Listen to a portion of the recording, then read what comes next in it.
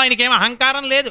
ఆయన చెప్పారంటే రామాయణము వేదోపబృంహణము కాబట్టి వేదం ఏం చెప్పిందో దాన్ని పాత్రల ద్వారా సూచించారు ఆయన హనుమ. అందుకని అది సుందరకాండ అయింది. సుందరకాండ చెప్పడం 5 రోజుల్లో అంటే సుందరకాండ 5 రోజుల్లో చెప్పడం ఏమిటండి? అంతకన్నా అపచారం లేదు. సుందరకాండ 5 రోజుల్లో చెప్పడం. ఈ సుందరకాండ అంటేనే ఉపాసనకాండ. ఎన్ని విషయాలు అందులో ఒకటా రెండా? కాబట్టి సరే చాలు, ఇంతకన్నా నేను ఆ వరస క్రమం వాళ్ళందరి గురించి చెప్తూ వస్తే ఎప్పటికయ్యాను, ఇంకా శ్లోకమే అవదు. కాబట్టి చతుర్నామేవ హగతిం వానరాణం మహాత్మనం వాలిపుత్రస్య నీలస్య మమ రాజ్ఞస్య ధీమత. వీళ్ళు రాగలరు. ఇమామపి ఇక్కడ ఈ రామచంద్రమూర్తే వచ్చినా ఏం చేస్తారు అని ఆయనకు ఒక ఆలోచన ఒకటి వచ్చింది లోపల నుంచి. ఎందుకు రావాలి అటువంటి ఆలోచన అంటే ఒక్కటే కారణం. ఒకటి, రామచంద్రమూర్తి ఇక్కడికి రాలేరు అని కాదు, ఇక్కడ ఉన్నటువంటి లంకాపట్టణంలో యుద్ధం చెయ్యవలసి ఉంటుంది. ఉన్నటువంటి వీరులు సామాన్యమైన వీరులు కారు. అటువంటప్పుడు రాముడొక్కడు వచ్చినా రాముడికి ఒక లక్షణం ఉంది, వెంటనే చంపేయడం ఆయనకు అలవాట్లేదు. ఎవరిని చంపడాలి ఆయన. ఆయనే అలా చంపే అలవాటు ఉన్నవాడైతే అసలు రామాయణం ఇంతవరకు రాదు. మారీచుడిని అప్పుడే చంపేయాలి.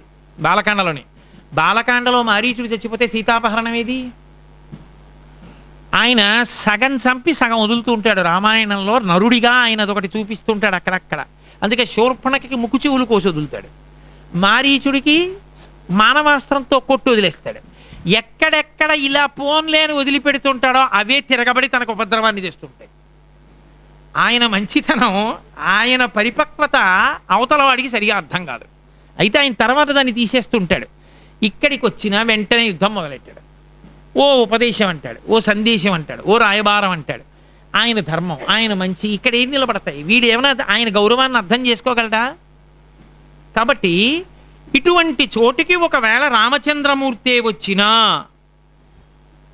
ఏం చేస్తారు? ఇది ఆయన బాధ. ఇది బాహ్యం. ఆంతరము నిజంగా చూడండి, మనం కూడా ఓ మాట అంటుంటాం, ఒరే ఇలా వీడికి నిజంగా పరమేశ్వరుడే కనపడ్డా వీడు మారతాడరా అంటాం. అంటే వాడికి భగవంతుడు అన్న మాటతో స్పర్శ లేకుండా, ధర్మము అన్న మాటతో స్పర్శ లేకుండా వాడు అలా బతికేస్తుంటాడు.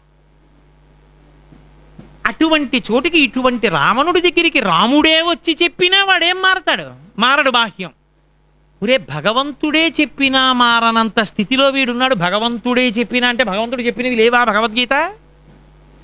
మరి భగవద్గీత ఉన్నవాడు మారలేదంటే రాముడే వచ్చినా వాడే వీడిని ఏం చేయగలడు అని హనుమ అంటే నువ్వు ఎందుకు పీక్కోవడం దానికి?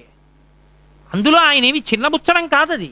2, ఆయన ఆంతరం ఏమిటో తెలుసా అండి? రాముణ్ణి చిన్నబుచ్చడం కాదు అనడానికి వెంటనే ఆయన ఒక మాట అన్నారు. ఈ లంక అయితే ఏమిటి, ఇంతమంది వీరులైతేనేమిటి, నా రామచంద్రమూర్తి భుజాలు, లక్ష్మణస్వామి భుజాలు, వాళ్ళ బాణాలు గుర్తొచ్చినప్పుడు నాకు పొంగు వస్తుంది. యుద్ధంలో వీళ్ళందరూ తలకాయలు అలా తెగిపోతాయో గుర్తొస్తాయి అన్నారు. ఆయనకి అనుమానం ఎక్కడుంది రాముడి మీద? కాబట్టి రాముడు వస్తే ఈ లంకాపట్టణంలో ఉన్న వాళ్ళందరినీ చంపగలడు రాముడు అన్న విషయంలో హనుమకి ఏ విధమైనటువంటి సందేహము లేదు. కాబట్టి ఇలా అనుకుని ఆయన అన్నారు, భూతాశ్చార్థా విపద్యంతే దేశకాల విరోధిత అర్ధానర్ధాంతరే బుద్ధిర్నిశ్చితాపి నశోభతే ఘాతయంతి కార్యాణి దూతా పండితమానిన. చాలా పండితుణ్ణి నేను అనుకున్నటువంటి మంత్రి దేశకాలములను విడిచిపెట్టి చేసినటువంటి ఆలోచనల చేత ప్రభువుకి సులువుగా కాగలిగిన కార్యాన్ని కూడా ఎంతగా పాడు చేస్తాడంటే సూర్యోదయమైన తర్వాత చీకట్లు పోయినట్టు ప్రభు కార్యము నశించిపోతుంది. కాబట్టి అక్కర్లేని విషయాలు నాకెందుకు?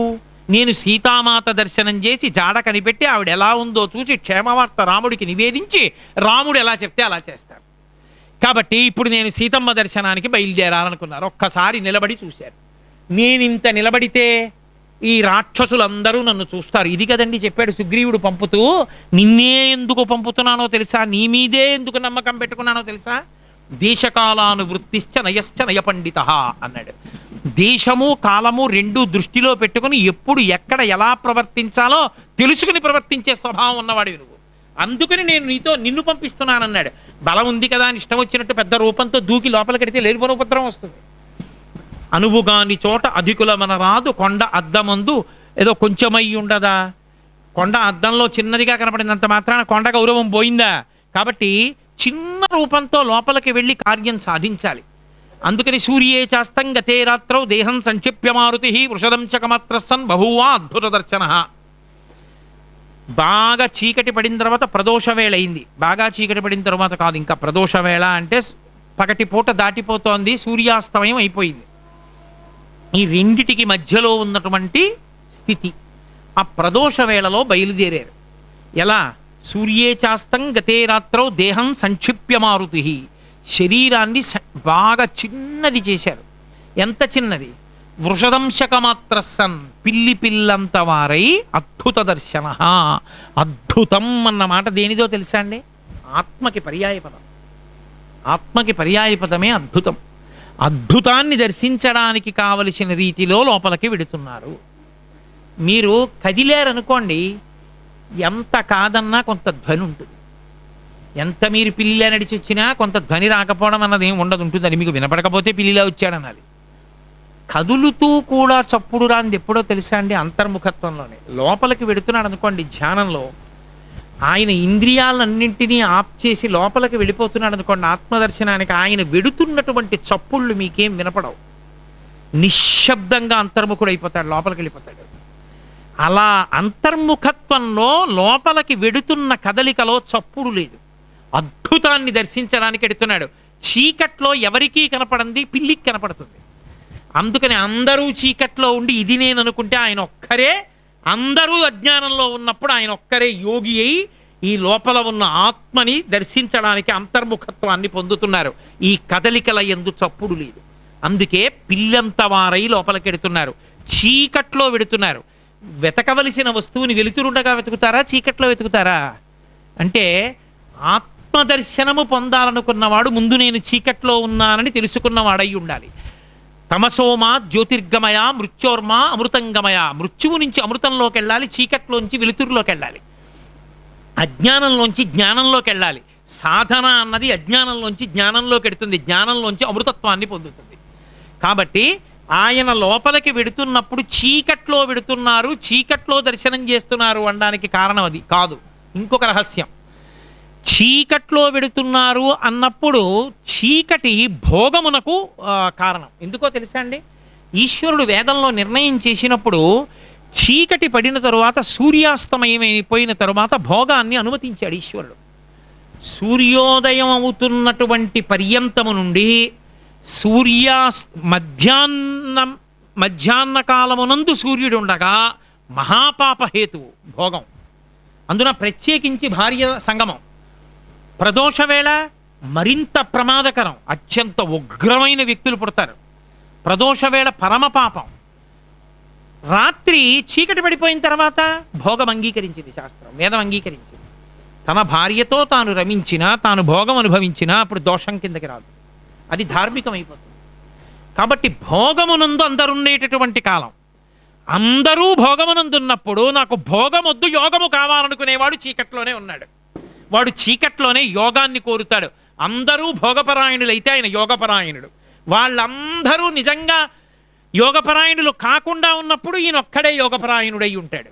అందుకుని ఆయన చీకట్లో బయలుదేరుతున్నారు. ఇన్ని అర్థాల్ని నిక్షేపించి పెట్టారు. చీకట్లో వెళ్ళే పిల్లి ఎలకని చంపేస్తుంది. ఎలక మాత్రమే దానికి ఆహారం. ఎలుక చీకట్లో తిరుగుతుంది. ఎలుక సంసారానికి చిహ్నం. అందుకే ఎలక మనం ఉన్నట్టే ఇంట్లో ఉంటుంది. మనం ముందు ఇల్లు కట్టేటప్పుడు ముందు గొయ్యి తవ్వి శంకుస్థాపన చేసినట్టే ఓ కన్నం పెడుతుంది.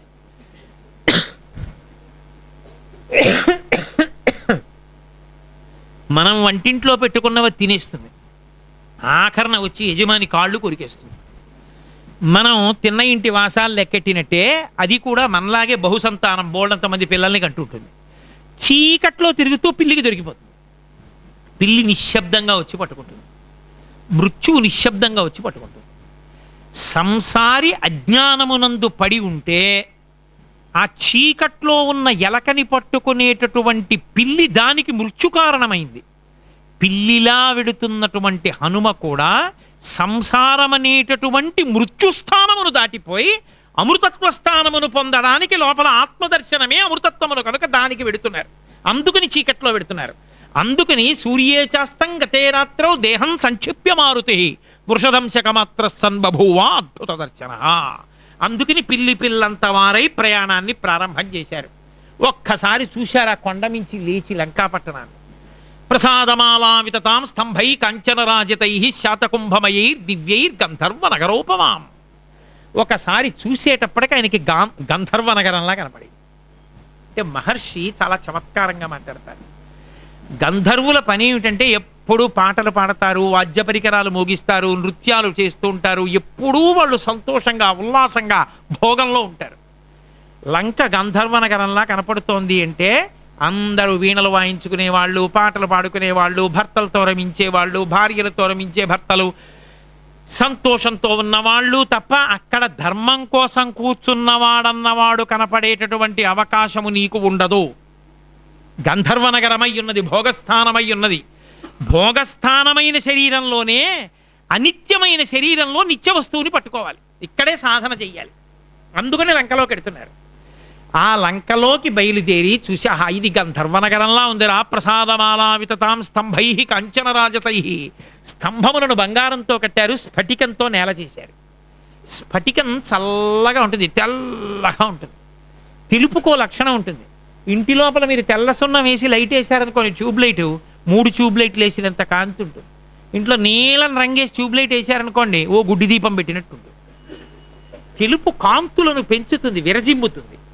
స్ఫటికంతో కడితే ఓ స్ఫటికలింగం మీద అసలు స్ఫటికలింగమే వెలిగిపోతూ ఉంటుంది.